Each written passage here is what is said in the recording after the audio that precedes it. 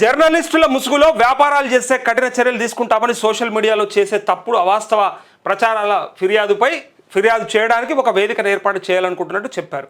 అసలు నకిలీ నిజం అబద్ధం తోడు నీడ లాంటివి అన్నారు. అసలు జర్నలిస్టులు నకిలీల ముసుగులో వ్యవహారాలు చేసే వారి మధ్య ఉన్న తేడాను స్పష్టంగా గుర్తించేందుకు కొత్త చట్టం తేవాలని ఆలోచిస్తున్నట్టుగా వచ్చే అసెంబ్లీ సమావేశాల్లో దీనిపై ఖచ్చితంగా చర్చిస్తామని పేర్కొన్నారు. ఏమన్నాడు?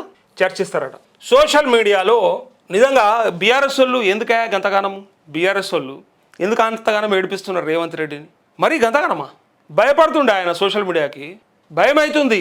కొత్త చట్టాలు తెస్తారట, ఆయన చేసే పనులు సరిగ్గా చేయడట, కానీ పని చేస్తూ ప్రశ్నిస్తూ అడుగుతున్న పైన ఒక కొత్త చట్టం తీసుకొచ్చి గొంతు నొక్కే ప్రయత్నం చేస్తారట.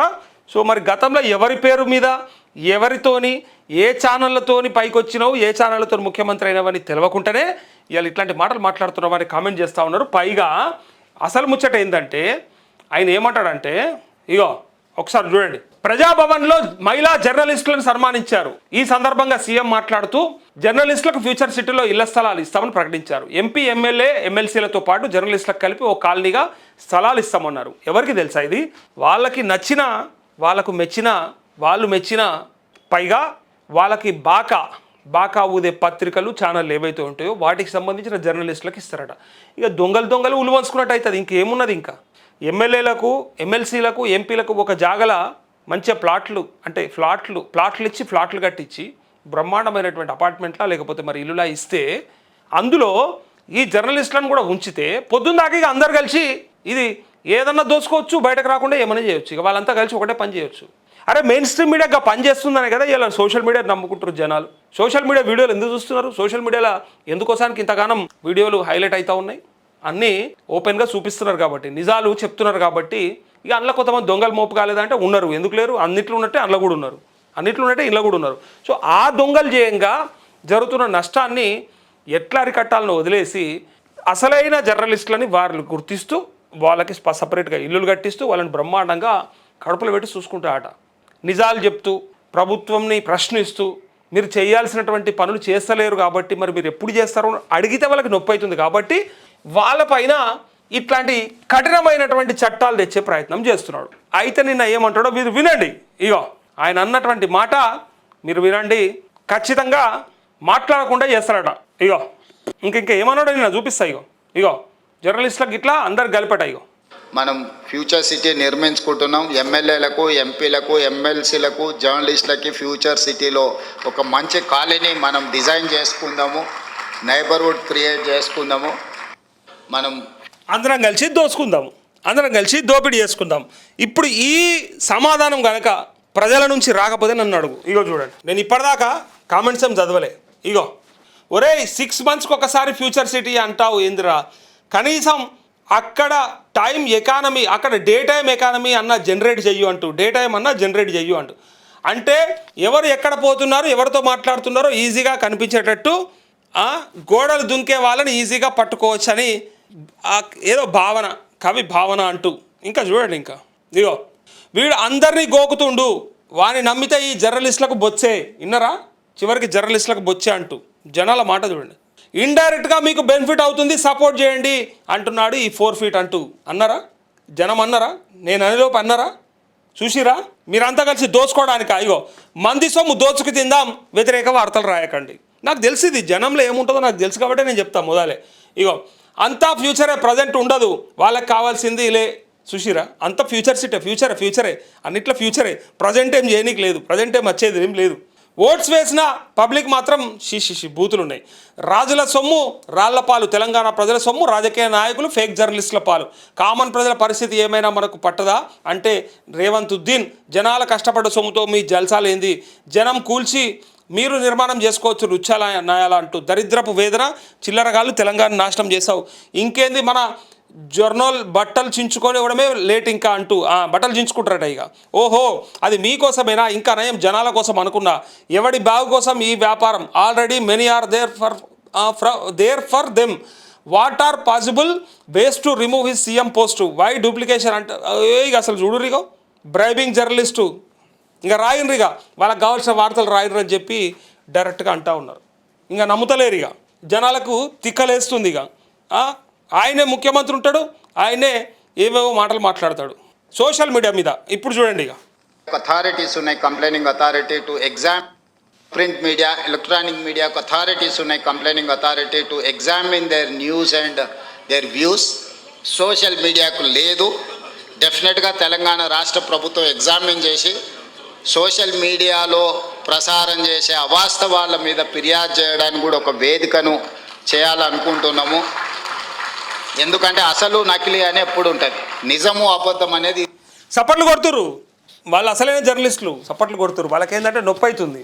ఎందుకంటే వాళ్ళు తీయని, వాళ్ళు చెప్పని, వాళ్ళు అడగని అని మనం అడుగుతున్నాం కదా. వాళ్ళకి అరే ఇది మాకంటే వీళ్ళు ముందుకెళ్ళిపోతున్నారు, మాకంటే ప్రజల ఆదరణ పెరిగిపోతూ ఉంది, మమ్మల్ని ఎవరు దేక్తలేడు, మమ్మల్ని పట్టించుకుంటలేరు, మేము ఎన్ని వార్తలు చెప్పినా మమ్మల్ని ఎవరు పట్టించుకుంటలేడు అంటే మీరు చెప్పే వార్తలు ఏందో అందరికీ ఎరక. ప్రభుత్వం ఏం చెప్తే అది తీసుకుపోయి ఇటు పెట్టి, లేదా ప్రజలు చెప్పింది కనీసం ప్రభుత్వానికి చేరవేయకుండా చేస్తున్న మీ దొంగ నాటకాలు గుర్తించారు కాబట్టే మీరు ముందర పడతలేరు, మిమ్మల్ని ఎవరు దేక్తలేడు.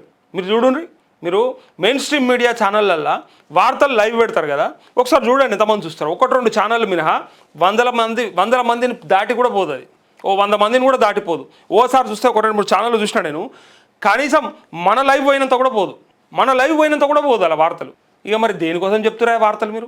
మీరు వార్తలు చెప్తుర్రా, ఇంకేమైనా చెప్తుర్రా, సంపాదించుకుంటున్నారా? సో అందుకోసానికి మిమ్మల్ని ఎవరు దిగుతలేడు. ఇక మీకు అంత జెలస్ ఉండడం పక్కా, అది చాలా కామన్ థింగ్, అది జెలస్ ఉండడం కామన్ అది. ఎందుకంటే మమ్మల్ని ప్రజలు ఆదరిస్తున్నారు, వేలాది మంది లక్షలాది మంది చూస్తున్నారు, యాక్సెప్ట్ చేస్తున్నారు, మేము చెప్పే మాటలు వింటున్నారు.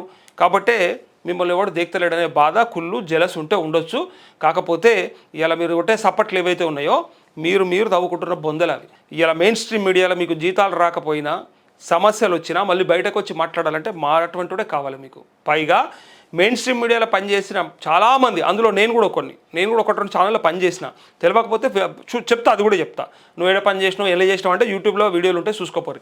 అలాంటి ఛానళ్ళకి వెళ్ళి వచ్చిన తర్వాత ఎవరైనా సరే మళ్ళీ యూట్యూబ్లో లేదా ఇట్లా సోషల్ మీడియా వేదికగా ఒక ఛానల్ పెట్టుకోవడమే తప్ప, ఇండిపెండెంట్ జర్నలిజం చేయడం తప్ప ఇంకో పరిస్థితి లేకుండా అయిపోయింది. ఇవాళ నువ్వు ఏ ఛానల్ని తీసుకో, ఏదో ఒక పార్టీకో లేకపోతే ఎవడో ఒక నాయకుడికో వంత బాయటోడు ఉంటాడు, వాళ్ళకి సంబంధించినోడే ఉంటాడు. ఆ పార్టీకి సంబంధించిన ఛానళ్ళ, ఆ పత్రికల లేదా అందులో ఆ మీడియా సంస్థలో పనిచేస్తే నువ్వు ఏం చెప్పగలుగుతావు? నీ వాక్ స్వాతంత్రం ఎక్కడున్నది? అసలు నీకు రాజ్యాంగం కల్పించిన హక్కు అయినటువంటి వాక్ స్వాతంత్రం ఎక్కడున్నది? నువ్వు వార్తలు చెప్పేది ఎక్కడుంది? కొంతమంది అడగచ్చు, అన్న మరి మీ దాంట్లో కూడా అబద్ధాలు చెప్తారు, అన్ని అబద్ధాలే మాట్లాడతారు, దొంగ లెక్కలు చేస్తారు, దొంగ మాటలు మాట్లాడతారు, దొంగ కథలు పడతారంటే వాళ్ళని ఈపుల్ సాఫ్ చేయమని నేను ఎప్పుడో చెప్పిన. ఎవడు ఆపలేడు, ఎవడు అడ్డం పడలేడు. ఇక్కడ ఇలా చూడండి ఎంత దారుణము. సోషల్ మీడియాని ఆపాలని నేను ప్రయత్నం చేస్తున్నా అంటా ఉన్నాడంటే, ఎవరి ఛానళ్ళ పైన నీ వార్తలు వేయించుకొని, ఎవరి ఛానళ్ళలో నీ గురించి గొప్పగా చెప్పుకొని నువ్వు అధికారంలోకి వచ్చినావో ఇలా వాళ్ళనే బొందబెట్టాలని చూస్తూ ఉన్నావు. నొప్పి అవుతుంది. నేను ఇంతకుముందు చెప్పినట్టే, నువ్వు దేన్నైతే ప్రయత్నం చేసినావో అవతల మీద అది నీకే ఎక్కుబెట్టినాడు, తట్టుకోవాలి, ఆ శక్తి ఉండాలి. లేదు కాబట్టి ఇలా నొప్పి అవుతుంది. గొట్టాలు, పట్టీలు అంటాడు. ఇక గొట్టం నీకు చూపిస్తే అర్థమవుతుంది అని కింద కామెంట్లు ఉన్నాయి. మేము కూడా మీకు ఎక్కడెక్కడ ఏమేమి ఉన్నాయో అవన్నీ కూడా పెడతాం, అప్పుడు తెలుస్తుంది అని చెప్పి అంటా ఉన్నారు. సో మీరు సోషల్ మీడియా మీద ఎంత గట్టిగా ఒత్తాలని ప్రయత్నం చేస్తే అంత పైకి ఎదుగుతుంది. నాకు అనిపిస్తుంది, అయ్యో మరి మా ఛానల్ ఎట్లా, రేపు పొద్దుగల మరి మాట్లాడతామా, మరి మాట్లాడరాదా అంటే ఏం చేస్తారు మా అంటే ఏం చేస్తారు? నిజాలు చెప్తే ఏం చేస్తారు మా అంటే అరెస్ట్ చేస్తారు, జైల్లో పెడుతుండొచ్చు, కేసులు అవుతుండొచ్చు, అంతకంటే ఇంకేం చేస్తారు? మళ్ళీ అన్న రాజ్యం తలుచుకుంటే ఏమైనా చేస్తుంది, ఎట్లనే చేస్తే చేయను కదా, అట్లా చేయననే కదా సిద్ధమై వచ్చింది. మీరు ఏం చేస్తారో చేసుకోండి కదా. అయితే ఇక్కడ మేమేం ఛాలెంజ్ చేస్తలేము, ప్రజల పక్షాన ఉంటాం, వాళ్ళు మాట్లాడే మాటలు తీసుకొచ్చి చూపిస్తాం. మేమంటే మమ్మల్ని అంటారు కదా, మరి జనం అంటారు, అప్పుడు ఏం చెప్తావు? ఇలా ఇంతమంది లైవ్ చూస్తారు, ఇంతమంది కామెంట్లు పెట్టిరు, వాళ్ళు అంటుర్రు, వాళ్ళకి ఏం చెప్తావు? నువ్వు బండ బూతులు తిడుతురు, వాళ్ళని ఆపు శక్తి ఉంటే నీకు ఉన్నదా? గడ్డాలు గదవలు పట్టుకుంటావు కదా, బిచ్చం ఎత్తుకుంటావు కదా ఓట్లు, మరి ఇలా వాళ్ళు అంటురు కదా, వాళ్ళకి ఏం చెప్తావు సమాధానం? వాళ్ళని కూడా పెట్టు, జైళ్ళలో పెట్టు, సరిపోతాయని జైలు. కేసీఆర్కి ఇట్లా చేసి ఒత్తిడి చేస్తేనే ఇంట్లో కూర్చున్నాడు, ఫామ్ హౌస్లో కూర్చున్నాడు. చివరికి ఆ చేసేకాడికి చేసిడు. సరే మాట్లాడినిచ్చిండా, మాట్లాడియలేదో చాలామంది చెప్పారు, చాలామంది ఎట్లా మాట్లాడారు, ఏ స్థాయిలో మాట్లాడారు మనకు తెలుసు. అయినప్పటికీ కొంత ఒత్తిడి చేసే ప్రయత్నం చేస్తేనే వాళ్ళు ఎదిగినరు. ఇలా వాళ్ళ వల్ల నీకు నెగిటివ్ అయింది. ఇది కూడా నువ్వు ఎవరిని ఒత్తాలని చూస్తే వాళ్ళే ఎదుగుతారు తప్ప నీకు వచ్చేది ఏం లేదు. ఇంకోటి, సోషల్ మీడియా మీద చట్టాలు తీసుకొద్దాం, సోషల్ మీడియా మాట్లాడితే లేకపోతే వాళ్ళు అడిగే దాంట్లో, వాళ్ళు చెప్పే దాంట్లో తప్పులు ఉంటే ఖచ్చితంగా ఒక అథారిటీ ఉండాలంటారు కదా. We also want one authority on that. మీరు ఇచ్చినటువంటి హామీలు మేము అడుగుతాం. ఇక దొంగ వాగ్దానాల మీద మాకు కూడా ఒక అథారిటీ కావాలి. చాలు, నేను తీసి కింద వాడేస్తాం, అని చెప్పి ఇలా జనాల కింద కామెంట్లు చేస్తూ ఉన్నారు. మాకు ఒక అథారిటీ కావాలి. రేపు రైతు బంధు పడుతుందని చెప్పి ఎల్లుండి పడుతుందని చెప్పి నువ్వు వేయలేదు కదా, నిన్ను తీసుకపోయి ఆడబెట్టానో ఆడబెడతాం. మాకు కూడా ఒక అథారిటీ కావాలి. నీ ఉద్యోగం ఊడిపోయే అథారిటీ కావాలి. మాకు మిమ్మల్ని తీసి బండకేసి కొట్టే అథారిటీ కావాలి. ఆ చట్టం కూడా పెట్టాలి. భవిష్యత్తులో ఆ చట్టం కూడా రావాలి.